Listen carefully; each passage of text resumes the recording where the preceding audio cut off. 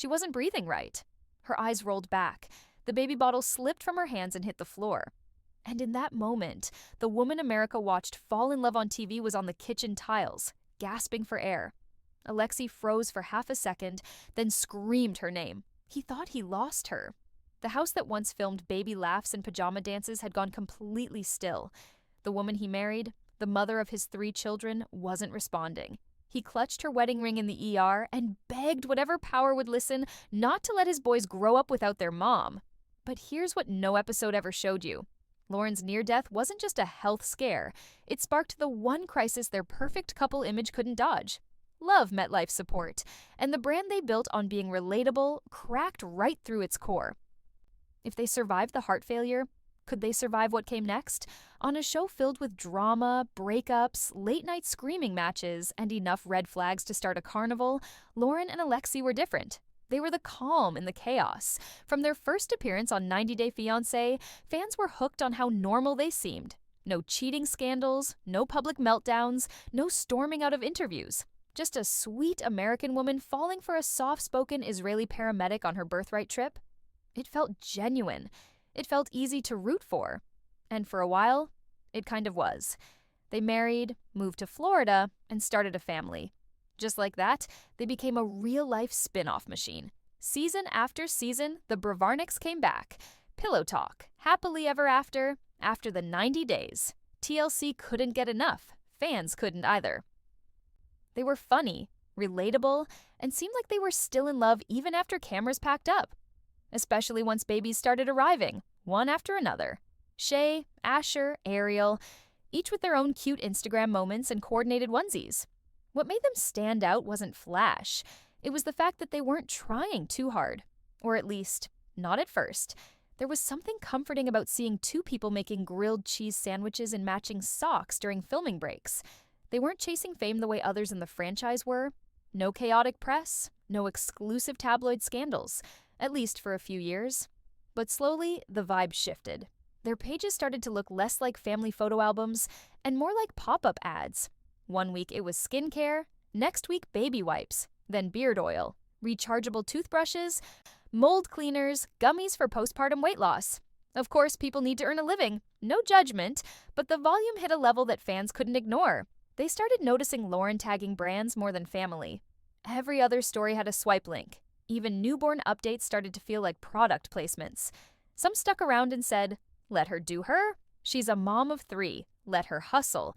But others felt something was off. If you've been around influencer culture long enough, you know the exact moment when someone's feed stops being personal and starts being a business plan. And fans are smart. When authenticity starts to fade, they notice. Not long after that, speculation started flying. Were they running out of money? Was TLC cutting their checks? Were they still doing okay behind closed doors? Because cracks were starting to show. Not huge ones at first, but enough. The playful back and forth between them started to feel a little colder during interviews. The funny jabs Lauren used to throw at Alexei turned sharper. Alexei stayed quiet or bit his tongue with the kind of smile that doesn't quite reach your eyes. What used to look like inside jokes now felt more like inside tension. Then came spin-off scenes that made viewers pause. Alexei side-eyeing Lauren's career goals. Lauren pushing for surgery while Alexei frowned in the background. Arguments that went around in circles, not big blow-ups, but the kind of slowly boiling resentment couples can't edit out forever. They still touched each other, still kissed on camera, but intent is hard to fake when the energy is checked out. And the internet never misses an energy shift. By the time Lauren pitched her desire to return to work, and Alexei flat out shut it down, fans had whiplash. The golden couple who once defined partnership now looked like they couldn't even have a calm conversation without someone shrugging or storming off. So, what happened? When did their marriage stop being romantic and start feeling like a brand collab with free diaper bags on the side? And were fans watching a love story or content written by a production schedule? It happened in the kitchen one morning right after Lauren fed their baby. She was rocking back and forth, holding the bottle like her hands were weighed down. Her face had gone pale, not in that tired new mom kind of way, but in that something is not right kind of way that makes your stomach turn before your brain fully registers the emergency. Then, without warning, she collapsed.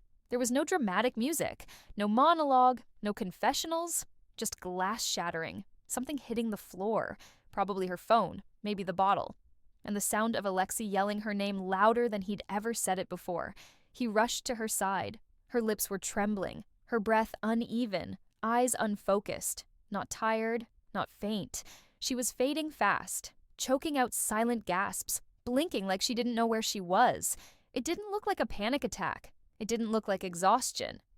Alexei, who had once worked as a medic during his military service, recognized it instantly as something worse. A call to 911, a blur of paramedics. The boys upstairs still in pajamas, unaware. Lauren on a stretcher before anyone had a chance to process what was happening. That's how quickly life can flip the table. When you're still thinking about what to make for breakfast, while someone is upstairs folding laundry, and then suddenly you're begging a stranger in uniform to drive faster. Alexei followed them in the car. The wedding ring he'd pulled off her finger, the one he gave her when everything had still been fresh, simple, filled with laughter, was clutched so tight in his fist it left a red groove in his palm. He didn't call anyone, didn't film anything, didn't post a story, didn't even text her parents. There was only one thought in his head. He thought he lost her. And in that moment, none of the shows, none of the brand deals, none of the gossip mattered. At the hospital, it got worse before it got better. Machines started beeping the second she was wheeled in. The room filled with wires and wires and wires, like everyone was prepping for surgery but didn't say the word out loud yet. Alexei tried to piece together the language of medicine from snippets of English and flashbacks to Israeli emergency training. None of it helped. Doctors finally sat him down. Postpartum cardiomyopathy, a rare heart condition. Her heart, her actual heartbeat, was barely functioning, less than 30% on their monitors. If he had waited even 10 more minutes to call, they said she might not have made it. That landed like a brick, on his chest, on his jaw, on everything. He sat in the hospital hallway, shoulders hunched, trying to cry without making a sound. This wasn't TV anymore. This wasn't the cute couple people made memes about. This was wartime survival mode in real life. One more step between alive and gone than anyone ever warns you about in parenting books. And the strangest part? TLC knew about it and chose not to film a single second. They didn't send a crew. They didn't add it to the storyline. They didn't even mention it in passing in their official descriptions. People close to the production allegedly said it was too serious, too heavy, too far from the fun vibe they were curating. But isn't this the kind of realness everyone's been begging for? While the episodes kept airing with lighthearted diaper blowouts and date night bickering over takeout, Lauren was in a hospital bed with tubes down her arms and blurry eyes trying to focus on the face of the man she married. And Alexei? He sat in that chair next to her for 3 days. He didn't eat, didn't change clothes, barely talked. Every beep from the monitor made him flinch. Every motion from a nurse made his hands twitch. He watched her chest move like it was the most important signal in the world. Because, in that moment, it was. Lauren came in and out of awareness, sometimes sobbing into her mask, sometimes thinking she wouldn't see her kids again. And through it all, Alexei stayed right next to her. No cameras, no captions, just raw survival. Then finally, on the morning of day 4, a doctor walked in with a new chart. And what they said next didn't just change Lauren's immediate future. It flipped the entire axis of the Bravarnik story. Because the real shock wasn't that Lauren almost died. It was what Lauren would have to become to stay alive. While fans watched Lauren laugh through sleepy confessions and Alexei joke about diaper duty in well-lit interviews, the real story was playing out in a cold hospital room under fluorescent lights. No makeup, no filters, no edits. Just fear. Pure, suffocating fear. Back at home, the Bravarnik Instagram pages were almost completely quiet. A photo here, a like there. No explanation. Posts suddenly became generic or pre-scheduled. But behind that digital stillness, everything was chaos. Alexei wasn't focused on captions or comments. He was staring at machines, counting heartbeats, and losing hours in hospital chairs that were never built for sleep. TLC knew. They were informed. A producer reached out, according to one crew member. But allegedly, nothing moved. No call sheet, no story shift, no narration. There was a choice made. and the choice was silence, and that silence said more than any storyline ever could. It's not that they didn't have footage, or that they couldn't capture real moments. It's that what was happening didn't fit the formula. There's no light banter to match a mother thinking she might never hold her child again. There's no background music to soften panic. Lauren's heart was pumping below 30%. Her condition wasn't a close call. It was a statistically grave one. And while she laid in recovery, drifting in and out with the sound of her own wheezing breath in her ears, she wasn't thinking about a camera crew. She was thinking about death, about loss, about failing her children. The woman who smiled through labor on the show couldn't walk to the bathroom now without help. She couldn't hold her own baby, couldn't lift up her son's heads. And at night, when the machine stopped beeping for a second too long, she'd yell herself awake, convinced her heart had stopped. What made it worse? Knowing the world had no idea. Everything was a blur. Alexei stayed up every night, ate almost nothing, spoke only when needed or when Lauren's hands twitched and he knew she was waking. The man who once joked his way through pillow talk now looked like he was unraveling inside. But this wasn't TV material. It wasn't chaotic enough to be entertaining, and it wasn't glamorous enough to be saleable. So it wasn't shown. In a world that sells vulnerability for clicks, the one time the couple faced something deeply human, something other couples might learn from, it was deemed too serious, too real, too much. They were protecting the vibe. But Lauren wasn't recovering for content. She was learning how to live again, not in a metaphorical way, in a literal, heartbeat-counting, stairway-avoiding, med-scheduled, hands-shaking kind of way. And Alexei, he wasn't a reality star anymore. He was a full-time crash course in caretaker mode. He bathed the kids, managed medication alerts, did endless loads of laundry while Google translating every prescription. He didn't sleep more than 3 or 4 hours a night for months. Not out of obligation, out of fear. He said in interviews later that he'd wake up just to check if she was still breathing. Meanwhile, Lauren had developed panic attacks. Not stress, not nerves. Full shaking episodes that made her feel like her body was betraying her all over again. Her hands would go numb. Her breath would shorten. That same kitchen where she collapsed became a minefield. Some days she couldn't even enter it. Other days she'd break down the moment she touched a cup. And the guilt. That stuck heavier than anything else. Guilt for missing days with the boys. Guilt over Alexei doing it all. Guilt over surviving when it would be easier if he didn't have to worry about her breaking down every few minutes. She said later she didn't talk about it online because this wasn't about engagement or views. This wasn't a wellness moment or a brand opportunity. It was her life, her real one, the one that almost ended in silence. The Bravarniks have posted hundreds of stories over the years, but not the one their followers needed most, not the one that could have helped another mother feel less unheard. Which begs one question that no one at TLC has answered to this day. Why tell us everything, except the part that mattered most? It didn't take long after Lauren got back online for fans to realize the vibe was off. At first, people were relieved to see her posting again, smiling, updating her stories, holding her kids. But then something strange happened. Almost every slide had a tag, a swipe link, or a coupon code, and not the usual baby gear or household stuff. These were products that made people stop scrolling and start questioning. Out of nowhere, she started promoting a wrap that claimed to shrink postpartum bellies in weeks. A detox tea showed up the next day. Then came a supplement line, a protein powder, and a silicone patch that promised to firm skin and reduce stretch marks. And fans weren't buying it. Not the products, not the presentation, not the point. The comments flooded in fast. On Reddit, threads exploded with cynicism. Is she okay? Turned into, is she broke? Some got mean. Others, just disappointed. The shift from mommy blogger to marketing tool felt sudden and aggressive. People who once felt connected to this sweet couple were now irritated by constant ads. And once trust starts to crack, every post starts to feel like a performance. But it wasn't just the amount of promotion. It was what she was promoting. Viewers knew the history now.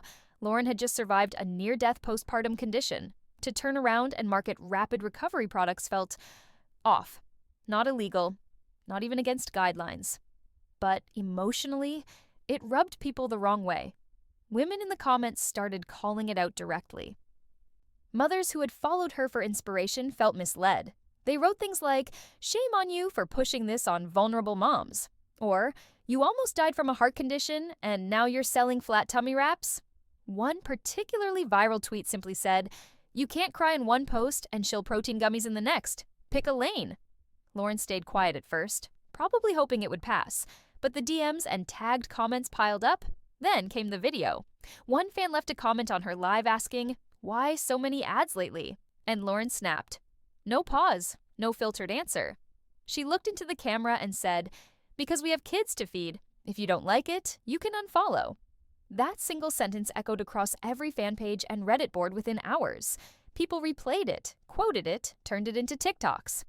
Some defended her. She's a mom, she's sick, let her do what she needs to. Others dragged it further, calling the answer entitled, tone-deaf, or desperate. But here's the thing. Her answer was probably the most honest thing she'd said in months. No spin, no influencer gloss, no fake gratitude, just pure frustration. Real-life truth with an edge that cut both ways. Because maybe she was exhausted. Maybe this wasn't about chasing fame anymore. Maybe it was about mortgages, medical bills, and survival. But that didn't stop the fallout.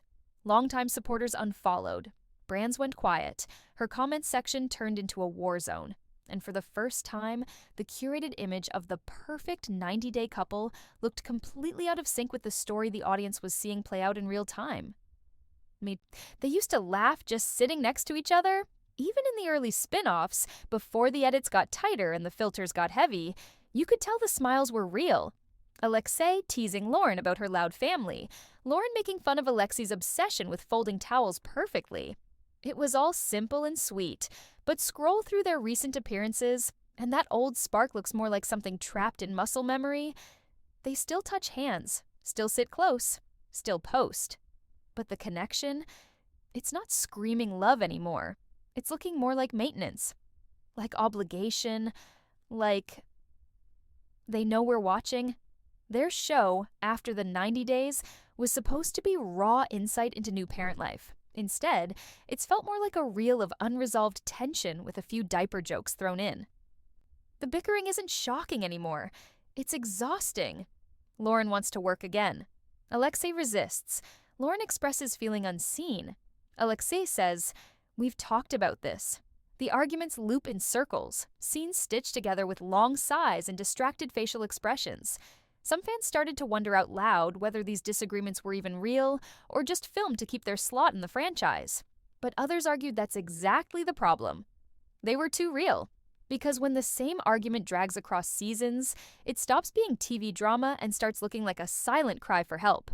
The conversation about Lauren's cosmetic surgery was a turning point, not because she wanted to make a change or because he reacted poorly. It was the why behind each side. Lauren was exhausted. Pregnancy had shifted her body, her sense of self, and her public image, all at once. 3 kids in 3 years, and the pressure to be camera-ready again. Any mom would question who she's even supposed to be. Alexei wasn't mad about the surgery. He was scared. That much was painfully clear. The way he pleaded with her in their kitchen, not yelling, not controlling, just worried, revealed more than 1,000 sound bites ever could. But worry over time can look like control. Repeated no's can feel like dismissal. And that's when you start to see the crack widen. Because Alexei may be the protector, but sometimes protectiveness looks like fear in disguise. And fear, especially unspoken, can poison trust without either partner realizing it. So suddenly their entire life becomes a silent trade. Validation for visibility, comfort for compromise. Relevancy for romance. Behind the scenes, their full-time job now is the show. TLC, filming again. Brand deals, appearances, then the online maintenance. Influencer content, baby pics, interviews, clickbait magazine-level updates about diapers and dinner and gentle tension. And here's the part people don't ask enough. When your entire marriage is content, when do you stop performing and start actually living? They've spent a decade together now, and yet they still argue about whether Lauren should get a job or not. Still disagree on how to raise the boys in public life. Laurent still wants independence. Alexei still wants simplicity. Even their body language shifted. Once, she leaned into him mid-conversation. Now, she shrinks back when things get tense. He glances off camera instead of at her. These micro behaviors, the fans notice them all. At this point, the question isn't whether they love each other. They probably do. But it's fair to wonder if they know each other outside the lens anymore. Or if their version of love has just become survival under the weight of mutual expectations. Because at a certain point, keeping the marriage alive and keeping the brand alive start to require two totally different skill sets. And when you've made your whole relationship your paycheck, how do you separate us from what sells? Some couples travel for sparks. Others journal, take breaks, or unplug. Lauren and Alexei, they've filmed every new decision for 10 years. Every time they solve one fight, there's another taping scheduled, another moment captured, recut, and replayed. Do they still mean the I love yous? Probably. But when the cameras roll that often, love looks different. Softer, maybe. Less explosive, more performative, maybe even more tired. And deep down, every longtime fan is asking the same quiet question. Would they still be together if no one was watching? They were never the loudest, never the messiest. But somehow their downfall, slow, quiet, and painfully real, hit harder than all the screaming couples combined. Maybe because people needed them to work. They represented the hope that two people could come out of this reality TV factory and still hold hands years later, still mean it when they smiled, still be in love without burning out. But fame, even the soft, subtle kind, doesn't settle in gently. Lauren wasn't just a mom anymore. She was a mom everyone had an opinion about. Every bottle she used, every time she breastfed on camera, every outfit, decision, breakdown, it was all screenshotted, judged, ranked, dissected. Why does she always whine? She looks different. She's probably depressed. She's faking for camera time. Why does she push him like that? No matter what she did, somebody somewhere thought she was either doing too much or not enough.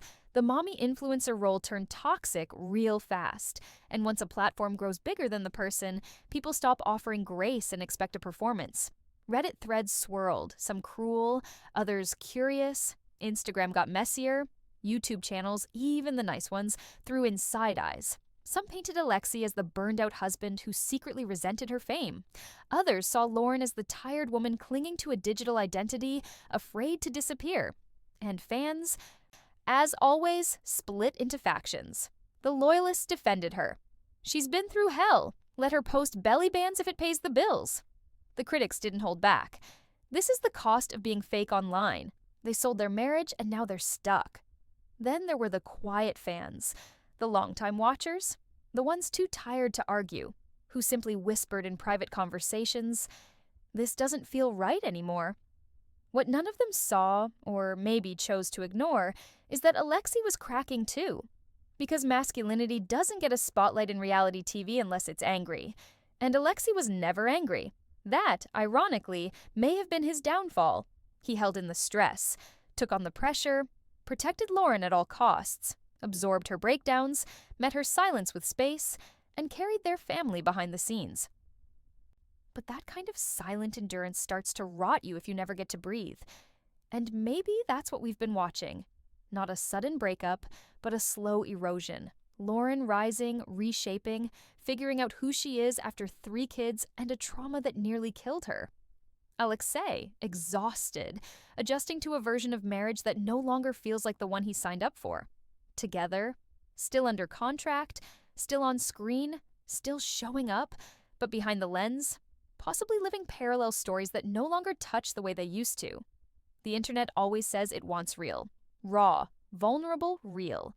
But the second the Bravarniks gave the raw stuff, the room got quiet, then judgmental, then vicious. So who do you become when being yourself feeds the trolls?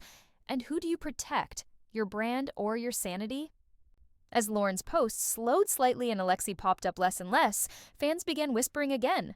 Not with blame, not with hate, but with that old familiar tone again. Concern. Not much is public right now. And maybe that silence means more than anything they ever said out loud. Because maybe love stopped being the question a long time ago. Maybe now it's, how long can 2 people survive when their whole relationship lives on other people's screens? I thought I lost her. That wasn't just something Alexei said during a hospital panic. It's the sentence that quietly explains everything we've watched unfold since. He wasn't just talking about Lauren's heart giving out on a kitchen floor. He was talking about the unraveling that followed. The person he knew shifting into someone who lived on screens. The woman he fell for struggling through healing, anxiety, guilt, public scrutiny, while trying to convince the world, and maybe herself, that she was okay. And Lauren, maybe she lost him in a different way. Not physically, but piece by piece, as their private moments turned into edits, timelines, and sponsored slots.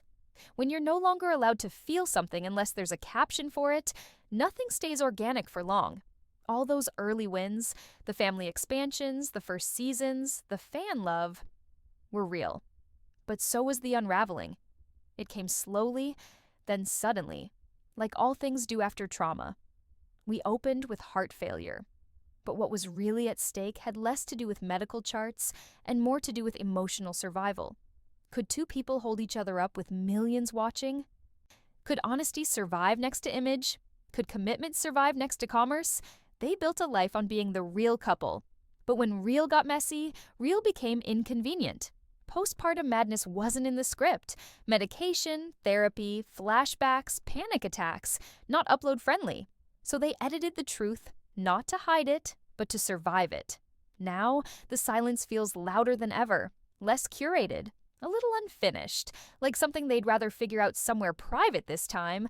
And fans are noticing again, not with hate, not even with gossip, but with that same question that never fully leaves the room. Is this finally goodbye? Maybe this time there won't be a new spin-off. Maybe there's no clever teaser waiting. Just two people, out of the spotlight, trying to mend what went unspoken for too long. And maybe, after everything, the realest part of their love story is if the next chapter happens quietly, off camera. Or maybe not.